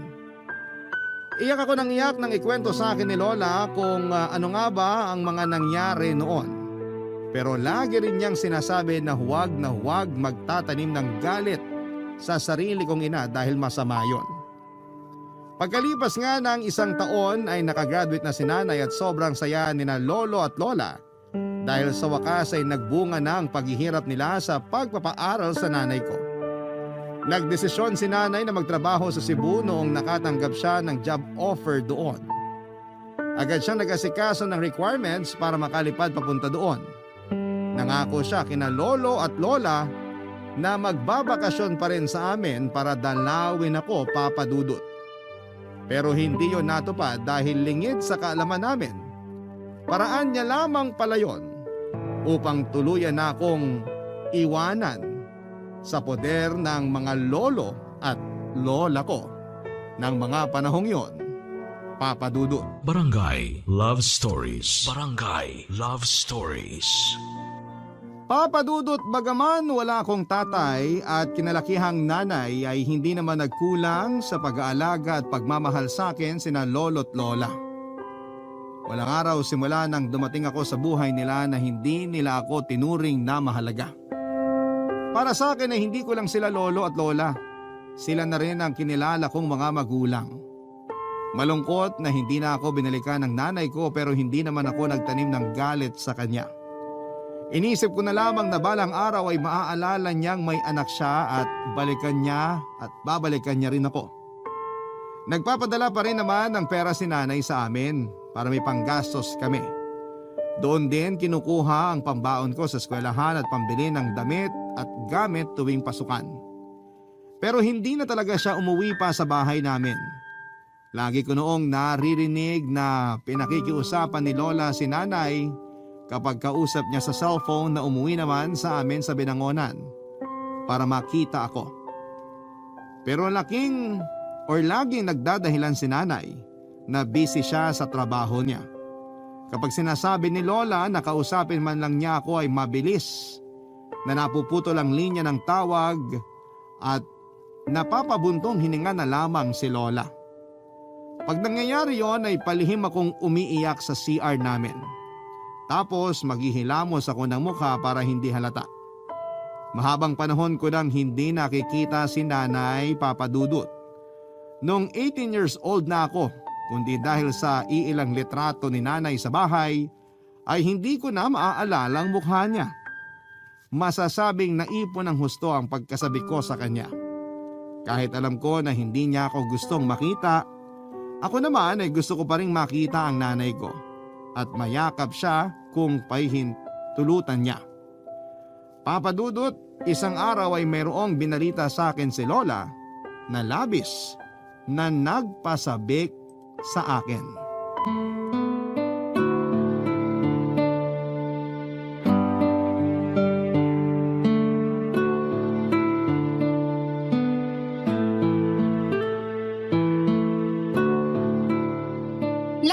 Sabi niyo sa akin ni Lolo may sorpresa kayo. Ano po yun? Nako, halatang halata na excited yung apo nating malaman yung sorpresa natin sa kanya, Iska. Oo nga eh. Hindi na makapaghintay na matapos tayong kumain. Sus, Ano naman po pinagkaiba ko? Sabihin nyo na ngayon at mamaya. Sasabihin nyo pa rin naman, Paul, ah. Plano sana naming hindi mo na sabihin agad kasi nga sorpresa. Kasi tong Lolo Abner mo, napakadaldal. Nalaman mo tuloy, Apo. Ako pa yung nasisi, excited lang naman yung tao. Ikaw talagang sisisihin ko, alangan naman yung kapitbahay. Sabi ko nga ako na may kasalanan. Ay, kapag talaga tinutoyo ang mga babae. Bakit? May reklamo ka sa toyo ko? Sabi mo nga sa akin nung nililigawan mo ko, handa ka maging siomay kapag tinutoyo ako, di ba? Huwag mong itanggi yan. Hindi ko naman tinatanggi, Iska. Gusto ko po sanang matuwa kasi ang sweet-sweet nyo kahit corny na minsan pero di nyo pa po sinasabi sa akin yung sorpresa nyo lang. Sige na po, gusto ko nang malaman eh. O siya, sige na nga. Total hindi mo rin naman kami titigilan, Apo. Kulit-kulit mo! Maanak ka sa lolo mo. Ako na naman ang nakita. Okay lang yan, Lo. Ibig sabihin, ikaw lang ang nag-iisang lalaki sa paningin ni Lola kasi kayo lang lagi niya nakikita. Bigla akong kinilabutan dun ah. Grabe ka naman, La. Parang mas corny ka pa yata sa amin ng lola mo, Apo. Nakakasakit kayo ng kalooban, Lo. Gusto mo ba malaman yung sorpresa namin o hindi? Siyempre gusto po. Uuwi na ang nanay mo rito sa atin sa Makalawa, Bre! Talaga po? Hala, makikita ko na si nanay. Kaya lang, makagalit pa rin siya sa akin, La. Bakit naman magagalit ang nanay mo sa'yo? Wala ka namang ginagawang masama. Di ba ayaw niya nga sa akin? Sabi niyo tinapon pa niya ako sa basurahan nung baby ako. Matagal na naman yon. Sigurado nagbago na yung nanay mo. Kaya nga siya uuwi rito sa atin eh. Tama ang lolo mo. Tsaka kasama mo naman kami kaya hindi mo kailangan matakot. Pero nag-overthink pa rin po ko. First time ko lang po siya makikita sa 18 years ko rito sa mundo. Nandun na yung excitement pero kabado pa rin po ako. Paano kung hindi pa rin nagbabagong turing niya sa akin? Paano kung ayaw niya pa rin sa akin bilang anak niya? Alam naman ng nanay mo yung sitwasyon. Tsaka sigurado ko na hindi siya uuwi rito sa atin kung hindi kanya nami-miss, Bre. Kaya huwag ka na mag-isip ng kung ano-ano dyan. Pero ano bang sabi ni Selena? Dito na raw ba siya ulit titira sa atin? Parang. Umalis na yata siya sa trabaho niya sa Cebu eh. Biglaan nga raw pero nasa plano na rin naman niya. Sabi niya may sikasuhin siyang papeles dito sa Maynila. Hindi ko lang alam kung ano kasi hindi naman niya sinabi. Baka dito na siya magtatrabaho para mas malapit sa atin. Hindi kaya? Ay, sana nga ganun. Para naman magkasama-sama na tayong pamilya. Basta Apo, maging malapit ka sa nanay mo ha? Kasi ang tagal niyo ring hindi nagkita. Tsaka kalimutan mo na rin ano mang hinanakit at tampo mo sa kanya. Matagal na yun eh. Malaki ka na rin naman. Opo, La. Sabi niyo nga po, masama magtanim ng galit sa ibang tao lalo pa kaya sa sarili kong nanay. Oo, yung kasi ang turo sa simbahan. Magmahalan at matutong magpatawad. Basta, paghandaan mo ang pagdating ng nanay mo. Iparamdam mo sa kanya kung gaano ka kasabik sa kanya at kung gaano mo siya kamahal. Papa Dudut, tama naman si Lola. Laging turo sa mga misa sa simbahan ang pagmamahalan at pagpapatawad. Kaya nga yung lahat ng tampo at ninanakit ko sa nanay ko ay agad na nawala nung nalaman kong uuwi siya sa bahay namin. Excited ako at hindi ko na nga mahintay yung araw na sa wakas ay magkikita na kami ng personal. Sa Facebook ko lang kasi siya ini-stalk at hindi pa niya sinisin yung mga message ko sa Messenger. Pero iniisip ko na lamang na baka busy siya sa trabaho niya lalo na managerial ang posisyon niya. Excited din sina lolo't lola dahil sa wakas ay makikita na nila ang anak nila. Alam ko kasi kung gaano sila nangulila sa nanay ko. Kaysa isang anak kasi nila, si nanay. Dumating na nga yung araw ng pag-uwi ni nanay sa bahay. Galing pa akong school noon kasi may klase kami noong araw na yon. Nagmamadali akong umuwi sa amin at halos madapa na nga ako kasi tinakbo ko talaga. Lalong lumapad ang ngiti ko noong marinig ko ang boses ng nanay ko habang inaalis ko yung sapatos ko sa may pinto.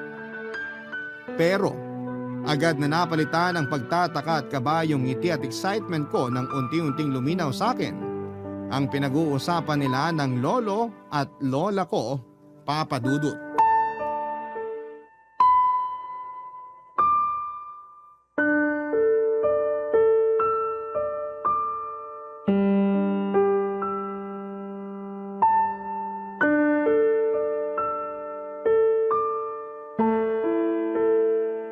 Uuwi ka lang pala rito para umalis din, nak. Akala ko pa naman dito ka na sa bahay uuwi. Sasamahan mo na kami ng anak mo. OA nyo naman, Nay. Saka anong gagawin ko rito? Sige nga. Huwag kang ganyan magsalita sa nanay mo, Selena. Akala pa naman namin nagbago ka na, pero bastos ka pa rin. Di ko naman po binastos si Nanay. Sinabihan ko lang naman siyang OA. Ibig sabihin, overacting. Wala naman po akong sinabi na dito na ako magtatrabaho. Mas lalong ayokong tumira rito sa bahay natin kasama kayo.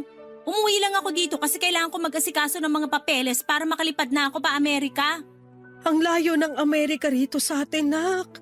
Oo, Nay. At wala po akong pakialam. Matagal ko ng pangarap na makapag-abroad. Tapos ngayon meron na akong pagkakataon. Palalagpasin ko pa ba? Bakit kasi naisipan mo pang dun magtrabaho pwede namang dito na lang sa atin? Sino may sabi sa inyo na magtatrabaho ako dun? Mag-aasawa na po ako. Taga dun mapapangasawa ko, Nay. At pinapapunta niya ako dun. Sabi niya sagot niya mga gastos at pag-aasikaso ng papeles ko, pati pamasahe. Kaya pumayag na rin ako. Ano ka mo? Mag-aasawa ka na? Hindi mo man lang pinapakilala sa amin ng nanay mo? Matanda na po ako para magdesisyon sa sarili ko. Saka kaya nga ako nagpunta rito para sabihin sa inyo. Gaano na ba kayo katagal magkarelasyon ng lalaking yan at sasama ka na sa kanya dun sa Amerika? Dami niyo naman pong tanong. Ipapaalala ko lang po uli sa inyo na matanda na ako. 39 years old na ako. Malapit na nga ako mag-40 Pero kung ituring niyo ko para pa rin teenager, kainis Aalis din pala kayo, Nay. Iiwan niyo pa rin pala po ako ulit. At sino ka naman? Siya lang naman yung anak mo, si Bri. Yung batang iniwan mo sa amin ng nanay mo. Aba, malaki ka na nga talaga, no? Pero hindi pa rin nagbabago yung mukha mo. Nakikita ko pa rin sa'yo yung tatay mong ulupong. Selena, hindi naman yata tama na pagsalitaan mo ng ganyan ng anak mo.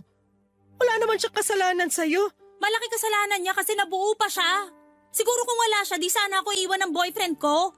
Hanggang ngayon ba naman sinisisi mo pa rin si Bri sa kasalanan ng lalaking yon? Walang kasalanan ng anak mo. Sa damuhon na yun ka magalit. Akala ko pa naman, excited din kayo na makita ako, Nay. Pero mukhang nagkamali po ako. Bakit naman ako may excite na makita ka? Selena! Totoo naman sinabi ko, Nay. Hindi ako excited na makita yung babaeng yan kasi wala naman akong pakialam sa kanya. Buti nga binuhay ko pa rin siya at pinag-aral Sapat na yun. Huwag na siyang umasa na magpapakananay ako sa kanya. Kilabutan ka nga sa sinasabi mo, Selena. Ginigigil kasi ako ng babaeng yan halata namang noon pa lang hindi ko na siya gusto. At hindi na magbabago kahit na lumipas pa ang mahabang panahon.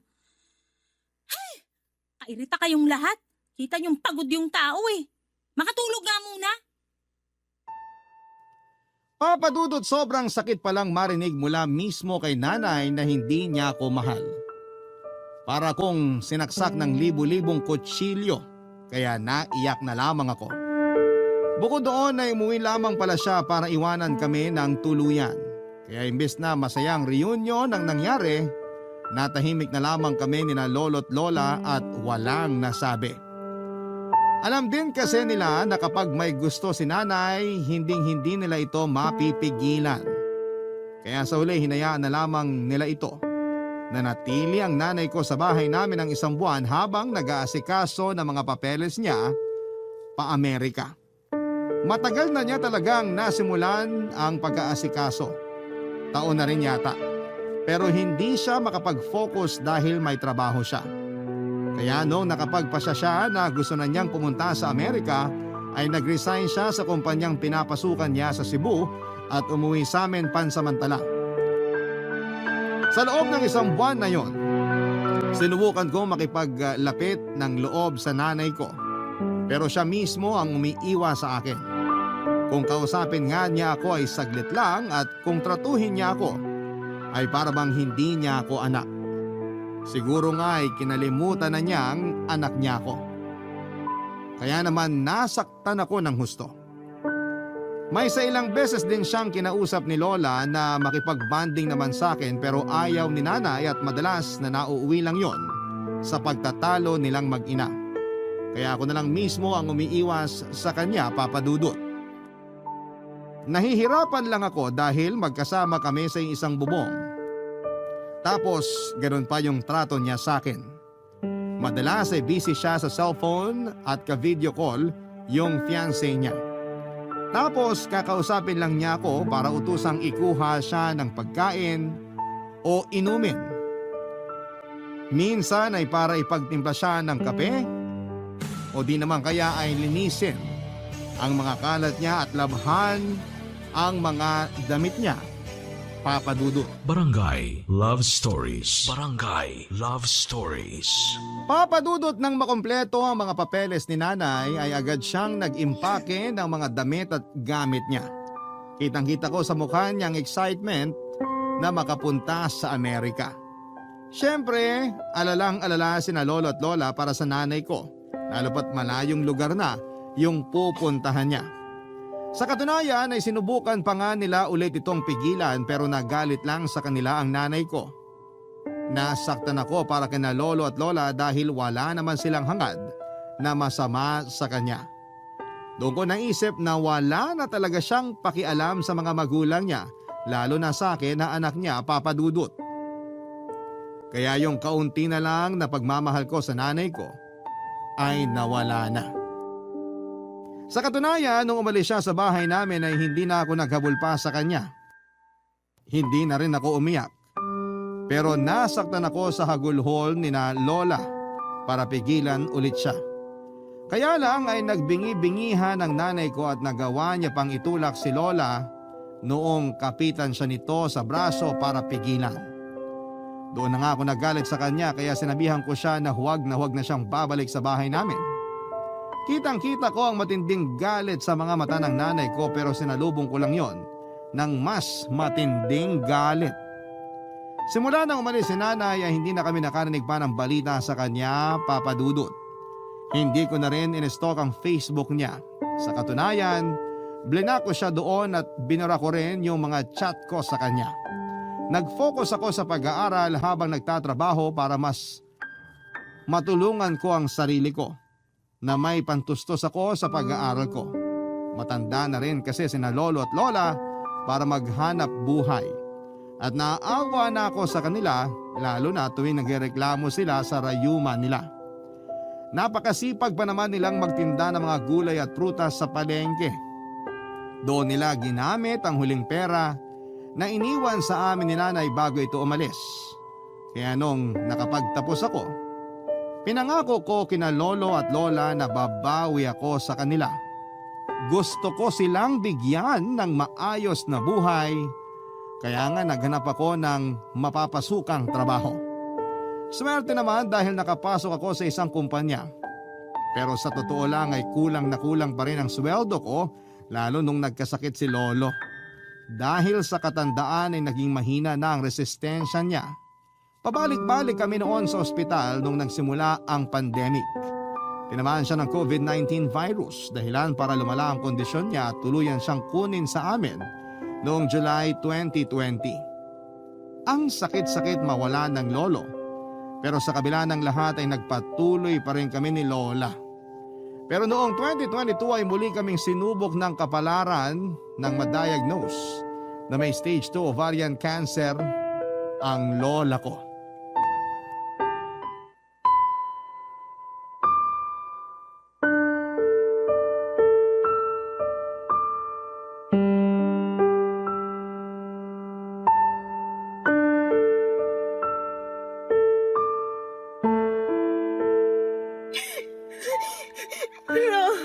Huwag niyo po akong iwan.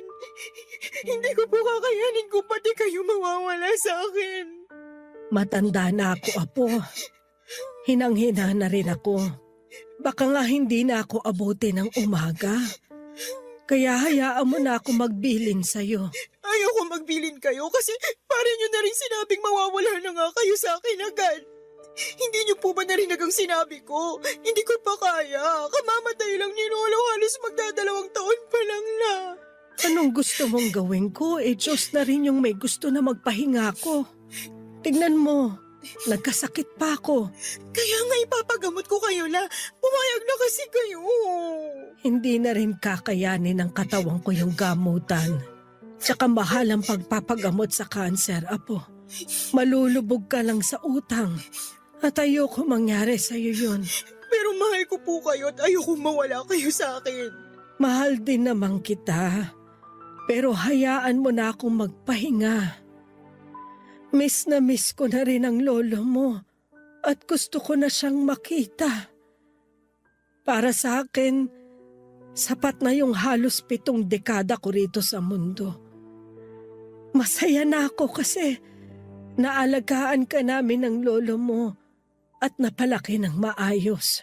Lahat ng yun utang na loob ko sa inyo ni Lolola. Kung wala kayo, wala rin ako sa mundo. Hindi ko rin po makakaya ang lahat kung hindi niyo ako ginabayan at inalalayan. Para sa akin, di ko lang kayo lolo at lola. Magulang ko rin po kayo. Pero wag na wag mo pa rin kalilimutan na may totoo kang nanay, apo. Ano po bang sinasabi niyo? Matagal na akong walang nanay. Meron. Kaya nga sana, mahanap mo sa puso mo yung pagpapatawad para sa kanya. Pwede ko po siyang patawarin pero ayoko na siyang ituring na nanay kasi hindi naman niya ako tinuring na anak eh. 'Di ba? Paulit-ulit niyang sinabi na sana nawala na lang ako, na hindi niya ako gusto. Gabi-gabi ko pong naririnig sa isip ko kung paano niya yung sinabi sa pagmumukha ko noon. Kaya naman ayoko na siyang ulit makita. Pero paano kung nagbago na siya? Akala rin natin nagbago na siya nung nagtrabaho siya sa Cebu at iniwan niya ako sa inyo. Pero nagkamali tayo. Ngayon pa kaya na ang layo na ng narating niya. Kaya paligurado, hindi niya na tayo naaalala. Kaya di na po ako maasa na babalik siya la. Paano kung kailangan ka pala niya, apo? Kailangan niya ang tulong mo. Bakit niya naman ako kakailanganin? Di na nga ako naiisip at hindi niya rin ako mahal. Hindi ko alam, basta bilang magulang ramdam ko na meron siyang mabigat na pinagdaraanan. Nito kasing nagdaang gabi, lagi kong napapanaginipan si Selena. Umiiyak siya at humihingi ng tulong sa mga panaginip ko, apo. Kaya ako nasabi na baka kailangan niya tayo. Lalo ka na anak niya. Pero paano kung kabaliktaran pala ibig sabihin ng panaginip niyo la? Di napahiya lang tayo kapag sinubukan pa natin makipag-usap ulit sa kanya. Baka nga pagsalitaan niya pa tayo ng masasama at masasakit kasi doon naman siya magaling eh. Ewan ko ba kung anong nangyari sa anak naming yun ni Abner? Kung saan kami nagkulang o kung naging masyado kaming mahigpit para maging swail siya sa amin ng tatay niya. Simula nung umalis siya sa bahay, walang araw na hindi namin siya inisip. At hanggang sa huling sandali ng lolo mo, hinahanap niya sa akin ang nanay mo.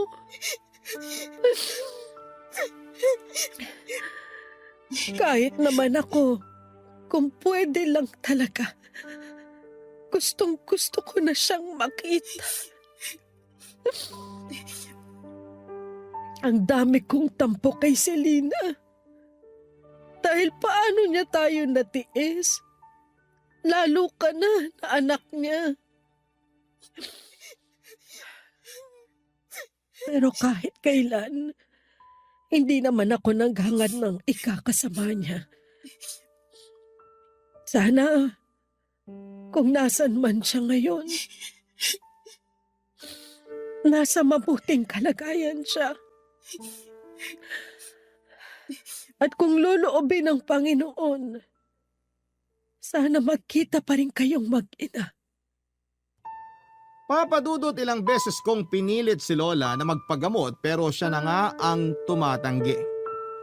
Hindi na rin daw kasi kakayanin ng katawan niya kaya naman tinanggap na lamang niya ang kabalaran niya. Siyempre, nalungkot ako. Umiyak ako pero sinabi ng lola ko na kailangan kong maging matapang lalo't lahat ng tao ay hahantong din sa kamatayan. Oo nga pero nainis pa rin ako sa kanya noong mga panahong yon kasi hindi niya naiintindihan ang nararamdaman ko. Pag nawala siya sa akin, mag-isa na lamang ako. Pag namatay siya, wala na akong pamilya. Wala na rin akong dahilan para magpatuloy pa sa buhay ko. Dahil sa progreso ng sakit ni Lola ay mabilis siyang nanghina at noong taong ding yon ay tuluyan na siyang kinuha sa akin ng kamatayan. Durog na durog ang puso ko nang pati ang lola ko ay iwanan ako. Ilang beses ko pang tinanong sa Diyos kung anong kasalanan ko kasi ginawa niya akong ulila. Ni hindi ko pa nga natutupad ang pangako ko kina lolo at lola tapos ay nawala na sila kaagad sa akin. Madami akong katanungan na hindi na nasagot, Papa Dudut. Aminado ako na nalugmok ako sa matinding kalungkutan dahilan para mag-resign ako sa trabaho ko. Yun talaga yung masasabi kong darkest moment ng buhay ko. Maswerte ako dahil hindi pa rin ako pinabayaan ng Diyos. Tapos nakilala ko pa yung boyfriend ko na active member ng isang church. Inilapit niya ako sa Ama kaya unti-unti akong nakabangon at nagkaroon ng pag-asa. Simula noon ay naging miyembro na ako ng simbahan nila at aktibong dumadalo sa mga church services, Papa Dudut. Noong taon ding yon ay naisip kong sumugal sa negosyo kaya naman sinubukan kong magtinda ng RTW online. Pumatok naman. Tinaga ko lang hanggang sa nakaipon ako ng pera at dumami ang paninda ko. Tapos sinubukan kong kumuha ng pwesto sa Taytay, Tiangge hanggang sa nanganak na yung isa pang pwesto ng isa pang negosyo. Papa Dudut, sobrang saya ko. And at the same time ay thankful kay Lord dahil sa mga blessings niya para sa akin. Tapos last year lang ay nagpakasal na kami ng boyfriend ko pero wala pa naman kaming anak sa kasalukuyan. Noong January 2024, isang araw may nakarating sa akin na balita tungkol sa nanay ko na lubos kong hindi inaasahan. Meron daw siyang early stage ng chronic kidney disease at matagal na niyang iniinda ito. Pero ang pinagtataka ko ay anong ginagawa niya sa Cebu buong akala ko ay nasa Amerika siya. By the way, ang naghatid ng balita sa akin ay ang anak niyang babae na half-sister ko na 10 years old na. Lalong dumami ang mga tanong sa isipan ko ng mga panahong yon. Nakiusap sa akin yung bata na pumunta ako ng Cebu dahil gusto raw akong makita ng nanay ko. Ayaw ko na sana makipag-ugnayan sa kanya pero naalala ko yung sinabi sa akin ni Lola bago siya nawala. Ang magkita kami at magkapatawaran ng nanay ko.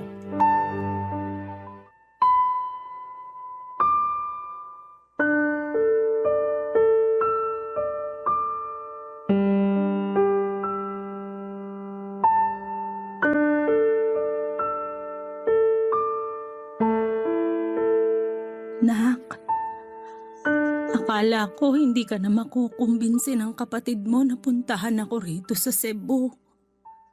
Akala ko kasi ayaw mo na akong makita matapos yung lahat-lahat ng mga ginawa ko sa iyo simula nung bata ka pa.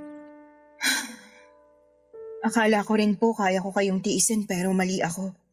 Kasi matapos kong makita yung pictures nyo na sinend ng kapatid ko, naawa po ko sa inyo tapos bigla na lang nawala yung mga tampo at galit sa dibdib ko. Kaya pumunta po ako agad dito para makita kayo. Kumusta na po ba kayo? Hindi maayos. Ang daming masakit, nak. Kahit puro na lang higa yung ginagawa ko, hindi pa rin ako makapagpahinga. Hirap din akong matulog sa gabi kaya pagod na pagod ako sa umaga. Buti na nga lang nandyan yung dalawa mong kapatid. Inaasikaso nila ako. Hindi ko kasi talaga kaya kung ako lang. Mahirap po talaga pag ganyang may sakit. Oo. Wala rin akong ganang kumain. Kasi pakiramdam ko, masama sa akin lahat ng kakainin ko. Kaya po kayo lalong nanghihina kasi di kayo kumakain, Nay. Ewan ko. Pero naisip ko na baka karma ko na to kasi naging masama akong anak at nanay sa'yo. Kumusta na pala sina nanay at tatay? Bakit di mo sila kasama? Tungkol po sa bagay na yan, Huhulaan ko. Kasi matanda na sila. At ang alam ko may takot sa matataas na lugar si nanay. Kaya di mo talaga mapapasakay sa eroplano yon. Mahihiluhin din yon. Wala na po sila ni Lolo, Nay. Ha? Ano bang sinasabi mo dyan? Patay na po sila. At hindi ko man lang alam. Anong klaseng anak ako? Ang sama-sama ko. Kumalma po kayo. Baka makasama sa inyo yung pag-iyak niyo eh. Hindi ko lang kasi mapigilan. Pakiramdam ko napakawalang kwentang anak ko kasi hindi ko man lang naalala yung mga magulang ko. Namatay sila na hindi man lang ako nakakahingi ng tawad sa kanila, anak. Namatay po si Lolo noong 2020 dahil sa COVID-19. Si Lola naman po noong 2022 dahil sa ovarian cancer. Ayaw niya na rin magpagamot kasi raw matanda na sila. Pero bago sila nawala, hinahanap nila kayo pareho, Nay. Miss na po nila yung kaisa-isa nilang anak. Miss na miss ko na rin sila. Pero hindi ko na sila makikita pa. Sigurado akong galit na galit sila sa akin. Hindi po. Hindi na sila galit sa inyo kasi matagal na nila kayong napatawad. Napatawad ko na rin kayo kasi tama si Lola. Nanay ko pa rin kayo. At mahal ko po kayo. Mahal na mahal din kita, anak. Patawarin mo ako sa mga nagawa ko sa'yo. Patawarin mo ako kasi ngayon lang ako nagkalakas ng loob na makipag-usap sa'yo. Naduwag kasi ako. Natakot na baka hindi mo ako mapatawad. Pero kinumbinsi ako ng mga kapatid mo na subukan ka pa rin nilang pakiusapan, nakausapin ako. Yun na lang kasi yung tanging hiling ko bago man lang ako bawian ng buhay. Hindi pa po kayo mamamatay, Nay. Huwag po muna kasi ngayon na lang ulit tayo nagkasama eh. Pero nahihirapan na ako. Wala na rin kaming perang pampagamot. Nalubog na rin kami sa utang at naubos lahat ng ipon ko. Hirap na kami, nak. Awang-awa na rin ako sa mga kapatid mo. Ang babata pa nila para maulila sa ina. Kaya nga po, lumaban po kayo. Huwag na po kayo mag-alala dun sa gamutan niyo kasi ako na po ang bahala, Nay. Kahit naman paano, may negosyo ako. At wala pa rin naman kaming anak ng asawa ko kaya maaalagaan ko pa po kayo. Basta wag po muna kayong sumuko, Nay. Kasi gusto ko pa kayo makasama ng matagal eh. Gusto pa rin naman kitang makasama ng matagal, nak. Gusto kong bumawi sa mga panahong hindi ako nagpakananay sa'yo. Kaya lumaban po kayo kasi marami pa po tayong gagawin na magkasama. Kasama yung mga kapatid ko. Ngayon na wala na sina Lolo at Lola, akala ko wala na rin akong pamilya. Pero hindi pa rin po ako pinabayaan ng Diyos kasi dinalik niya kayo sa buhay ko para maging pamilya ko. Kaya ang saya-saya ko po, Nay. Masaya rin ako, nak. Salamat. Salamat kasi nagkita tayo uli. Kung alam mo lang na kinasabikan ko yung araw na to. Yung araw na makahingi ng tawad sa'yo. Pinapatawad ko na po kayo, Nay. Kaya dapat magpalakas po kayo, ha? Papa Dudut, ikinuwento ni nanay na hindi na natuloy yung kasal nila ng fiancé niya sa Amerika matapos itong atakihin sa puso 3 araw pagdating ni nanay doon. At dahil hindi naman siya pumunta doon para magtrabaho ay kinailangan din niyang umuwi sa Pilipinas pagkatapos ng libing. Sobrang gulo daw ng isipan ni nanay noon at hiyang-hiya rin siya sa amin kaya hindi na niya nakuhang umuwi pa sa bahay para magpakita. Nagstay daw siya sa kaibigan niyang taga Maynila at pumasok sa pinagtatrabahuhan nitong hotel bilang housekeeper. Doon niya nakilala ang tatay ng mga anak niya na tubong Cebu. Nung nabuntis siya ay umuwi sila sa probinsya nito sa Argao para doon na manirahan. Doon na rin pinanganak ang pangalawa nilang anak pero 5 buwan pa lang yung baby ay naaksidente yung kinakasama niya matapos itong mabagsakan ng hollow blocks sa ulo nang mapadaan ito sa isang ginagawang gusali.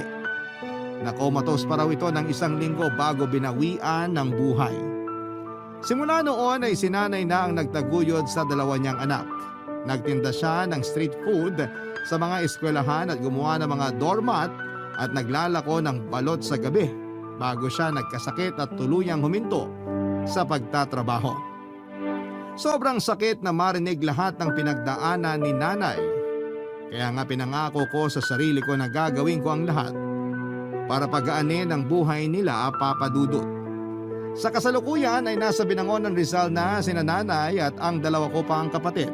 Tuloy-tuloy ang pagpapagamot ni nanay at masaya ako kasi kinakikitaan namin ng progreso ang katawan niya. Pinabalik ko rin sa pag-aaral yung 2 kong kapatid at sinabihan sila na hanggat nabubuhay ako ay pagtatapusin ko sila ng kolehiyo.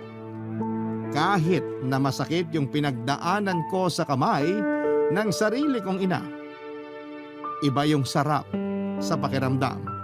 Noong natuto akong magpatawad, mas magaan sa dibdib at mas masaya ako ngayon na magkakasama na ulit kami. Hanggang dito na lamang po ang sulat ko at maraming salamat sakaling mapili po ninyong i-air ang kwento ng buhay ko. Sana po ay ginapulutan po ito ng aral at inspirasyon ng mga kabarangay natin.